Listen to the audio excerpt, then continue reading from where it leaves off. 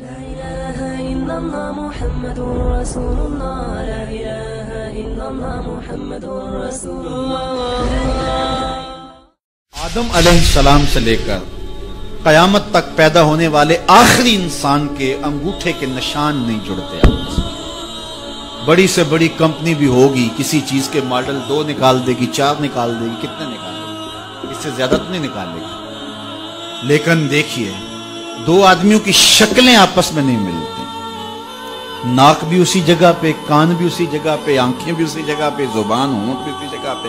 یہ درختوں کے جو پتے ہوتے ہیں، 2 پتوں کو کمپیوٹر میں رکھو لا کے تو 2 پتوں کے ریشے آپس میں نہیں ملتے۔ ہزاروں لاکھوں تتلیاں ہیں، ان کے پر دیکھو لا کے، بظاہر ایک جیسے لگ رہے ہیں لیکن دونوں کے پر ایک جیسے نہیں ہیں۔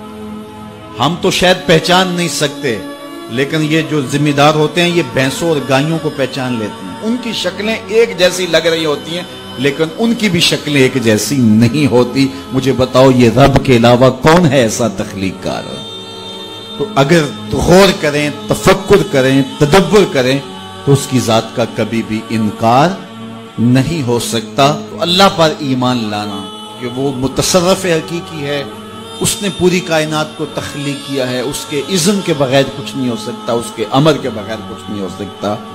کائنات کو اس نے پیدا کیا ہے، امر کن سے پیدا کیا ہے، اور پھر ایک دم پوری کائنات فنا بھی کر دے گا، پھر اس کے بعد دوبارہ زندگی دے گا۔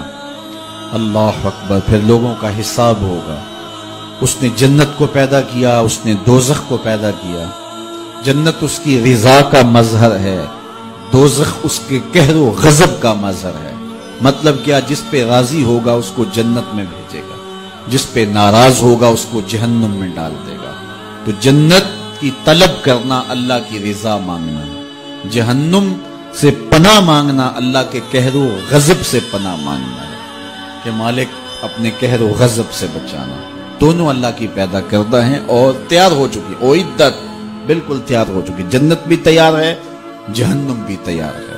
نیکوں کاروں کو جنت عطا کرے گا اور بدکاروں کو جہنم عطا کرے گا۔ قیامت یہ ہمارے بنیادی عقیدوں میں سے ہے کہ جو بھی ہم اچھے برے اعمال کر رہے ہیں، قیامت کے دن اللہ کے حضور حاضر ہوں گے ہم، اور ایک ایک عمل نامہ اعمال میں تولا جائے گا۔ جو ہم کر رہے ہیں، کرامن کاتبین اس کو نوٹ کر رہے ہیں، لکھ رہے ہیں، اور وہ کسی سے نہ رشوت قبول کرتے ہیں، نہ کسی کی رعایت کرتے ہیں، اور نہ کسی کی فیور کرتے ہیں۔ جو ہے وہ لکھ لیتے ہیں۔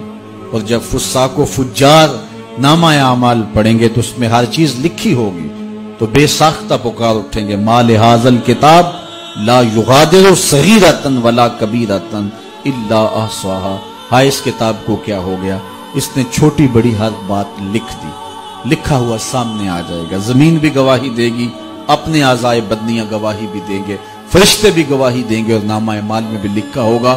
آدمی کی نیکیوں اور گناہوں کے 4 گواہ ہوں گے، لیکن اگر کسی نے گناہ کے بعد توبہ کی، اللہ 4 گواہیاں مٹا ڈالے گا۔ نامہ اعمال سے بھی حذف کر دیا جائے گا، فرشتوں کی یادداشت سے بھی ختم ہو جائے گا۔ جس زمین پہ جرم کیا وہ زمین بھی بھول جائے گی، اور اعضائے بدنیاں سے بھی محو کر دیا جائے گا۔ تو گناہ کے بعد سچی توبہ انسان کو ایسے کر دیتی ہے جیسے ابھی ماں کے پیٹ سے جنم لیا ہو، اور اس کی رحمت کا در کھلا ہے۔ توبہ کا دروازہ بند ہوگا قرب قیامت میں۔ قیامت سے 40 سال قبل سورج مغرب میں غروب ہوگا، غروب ہونے کے بعد دوبارہ پھر نکل آئے گا، اور پھر نصف النہار تک آئے گا، اور پھر دوبارہ غروب ہو جائے گا۔ یہ اعلان ہوگا اس بات کا کہ اب توبہ کا دروازہ بند ہو گیا۔ اب کوئی توبہ کرے بھی تو اس کی توبہ قبول نہیں ہوگی۔ تو یہ قیامت کا عقیدہ، اس پر ہمارا ایمان ہونا چاہیے۔ اسی طرح برزخ کا عقیدہ، اس دنیا کے اندر سے ہم مرنے کے بعد قیامت سے پہلے کی زندگی، موت اور قیامت کے درمیان کی زندگی برزخ کی زندگی ہے۔ اس میں 3 سوال عقیدے کے بارے میں، من ربو کا، ما دینو کا، ما کنت تقول فی ھذا الرجل۔ یہ 3 سوال ہیں۔ جو ان میں پاس ہو گیا وہ سرخرو ہو گیا، جو ناکام ہوا وہ سخت خسارے کا سودا کر بیٹھا۔ پھر قبر کے اندر کھڑکی کھول دی جائے گی، یا جنت کی یا جہنم کی۔